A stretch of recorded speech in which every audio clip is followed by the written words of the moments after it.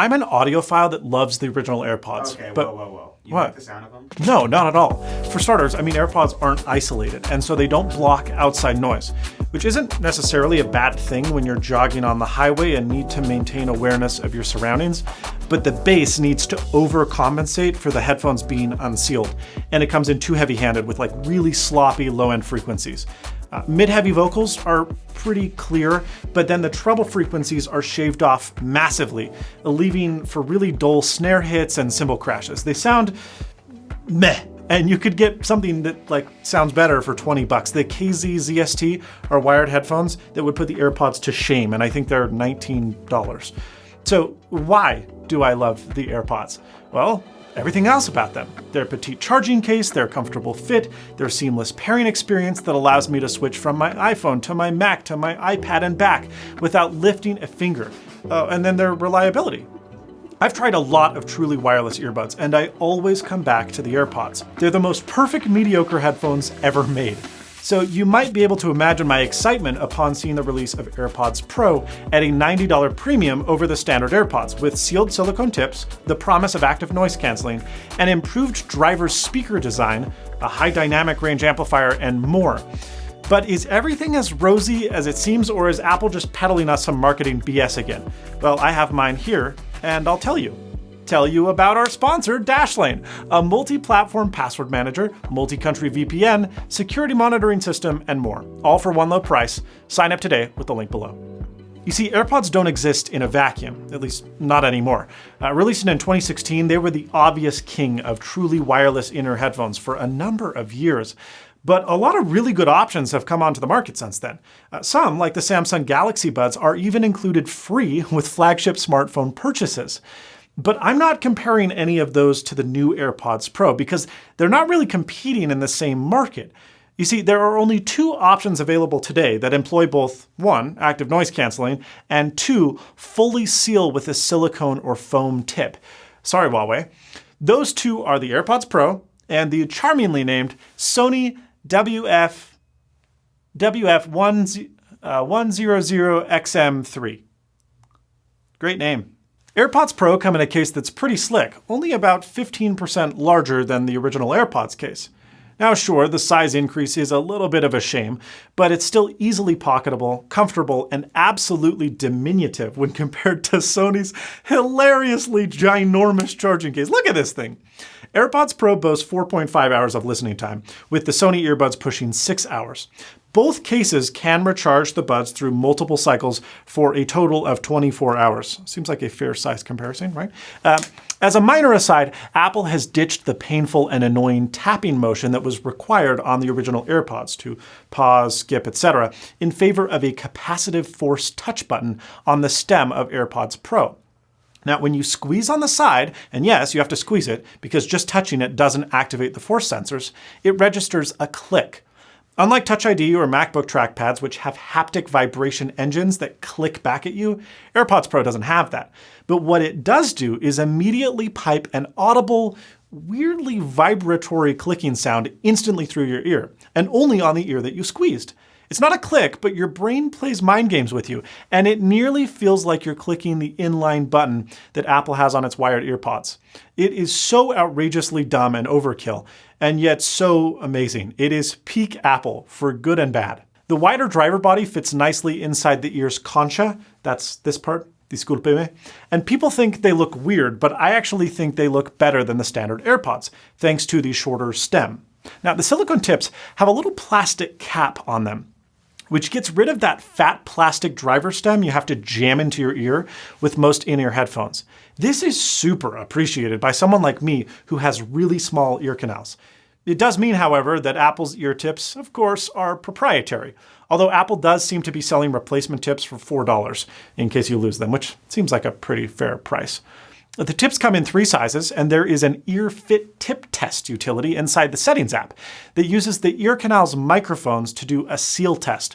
But I must have magical ears or something because I was able to get a passing grade with all 3 of the sizes.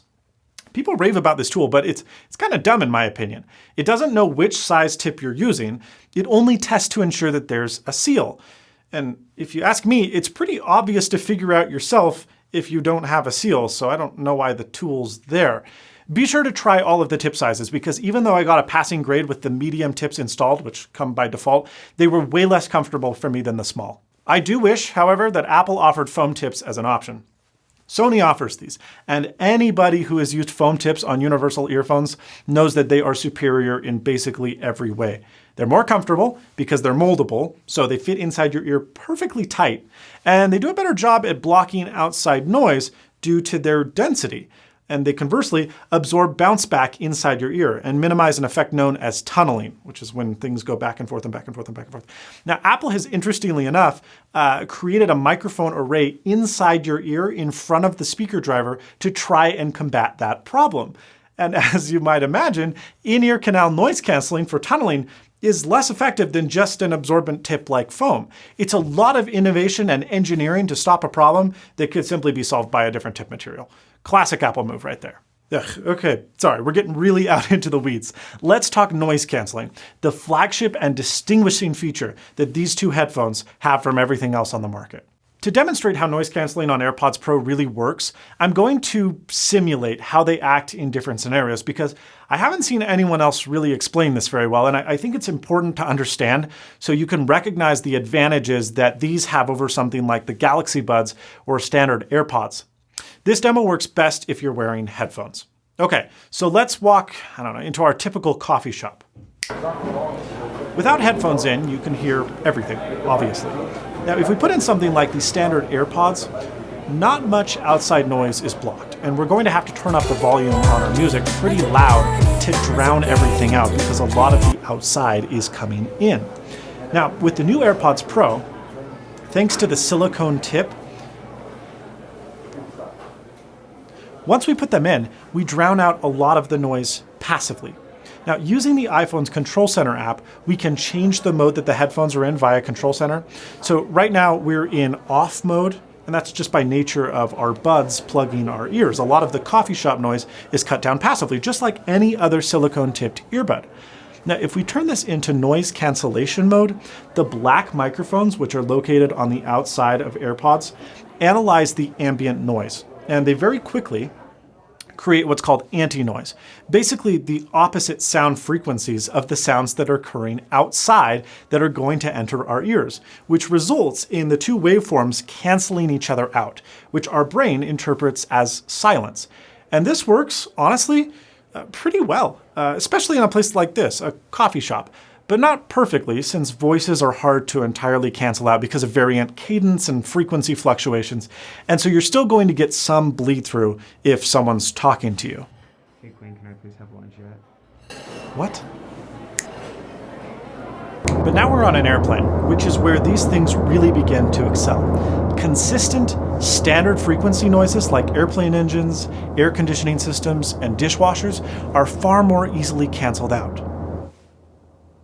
And it simulates near silence, which makes listening to music or television a treat, because we can do it without blasting our eardrums with louder noise to overpower that ambient background noise.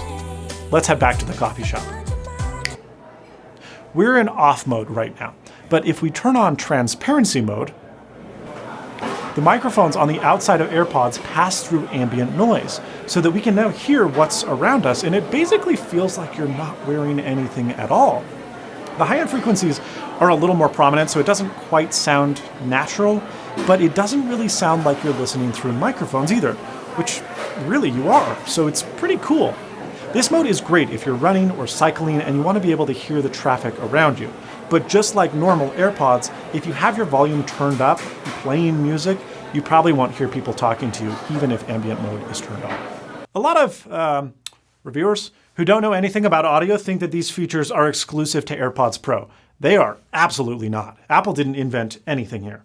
The Sony WF-1000XM3 have an identical feature set. And in fact, unlike the AirPods, which only have an on and off mode, the Sonys will actually let you finely control how much outside noise comes into the headphones.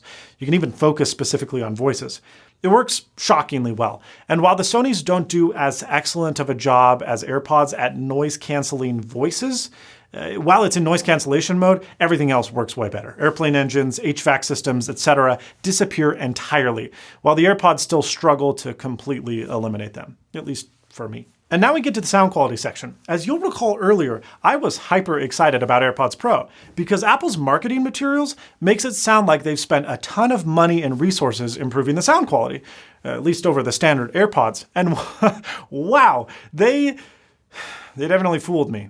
AirPods Pro sound fine. They actually sound pretty similar to the standard AirPods, with the bass improving quite a bit, primarily because they're sealed. And so the low-end frequencies don't have to make the driver work as hard, and the bass just feels much tighter and more refined.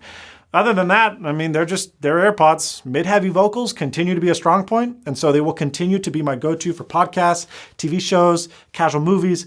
But at the end of the day, they just get clobbered by the Sony WF-1000XM3. I mean, the Sony headphones sound great. They do sound better with the noise canceling mode turned off. With a relatively warm frequency response, there's really punchy bass that's super tight, full-bodied mids. Female vocals on this thing sound fantastic, and excellent sparkle on the high end. Cymbals sound great, at least until you turn noise canceling on.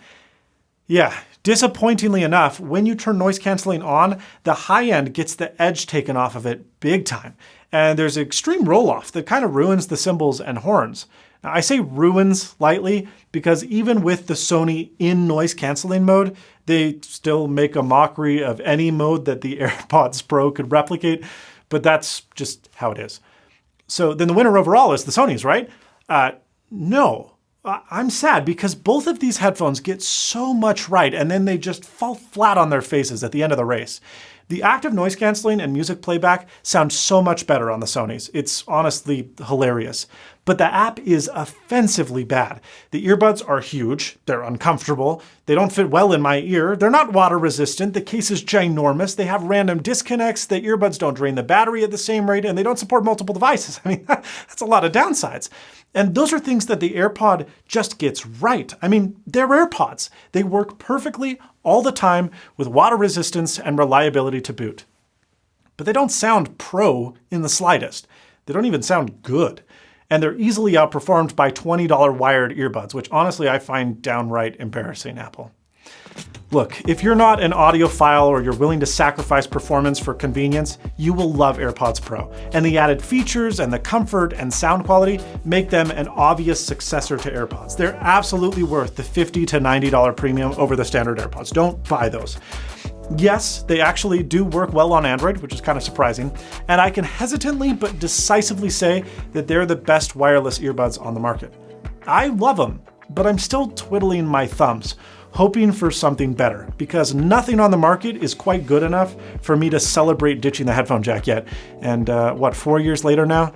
That's a shame. Speaking of shame, shame on you if you don't check out today's sponsor, Dashlane. Dashlane is the only tool you need to stay safe online. Stop worrying about having weak or reused passwords with its superb built-in password manager that autofills on both desktop and mobile. Stop worrying about someone monitoring your internet history with its fully featured, fast, multi-country VPN with server location selection. Stop worrying about privacy and data breaches. 24/7 dark web monitoring tells you what accounts have been compromised and if your data has been sold online. Never used a password manager before? No problem, because their inbox scan feature will find the accounts you've signed up for to help you get started easily. Dashlane has a basic free version, but with the Dashlane Premium application, the power of 3 to 4 different pro tools are bundled into one inexpensive subscription. You don't just get value in Dashlane's features, but the peace of mind knowing that you're protected from every angle. Sign up today with the link below and save 10% when you sign up for Dashlane Premium using the code Snazzy Labs. Well, folks, that's all for me. Do you have the new AirPods Pro? If so, what do you think about them? Let me know in the comments below. But thank you so much for watching. If you enjoyed this video, you know what to do. If you didn't, well, that other button seems to work okay too. Get subscribed for more awesome tech videos like this one, but most importantly, and as always, stay snazzy. Good. Which truly wireless earbuds have the most satisfying case lid? The Sonys? AirPods? Pretty good. AirPods Pro?